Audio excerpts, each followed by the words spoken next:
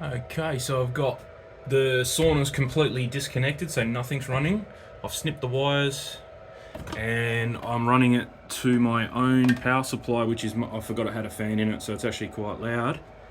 And that's the only thing running, so that it's not the sauna causing any issues. And if I put one hand, you can hear it. So that's off, and then just one twist of the volume.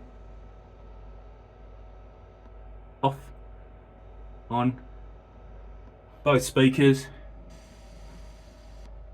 I've looked on some forums and they're saying a ground issue. So the next fix, I will try a signal noise filter and see if that fixes it. But I'm definitely not using that because that is way too loud, that fan in that. Cheers for watching, catch ya.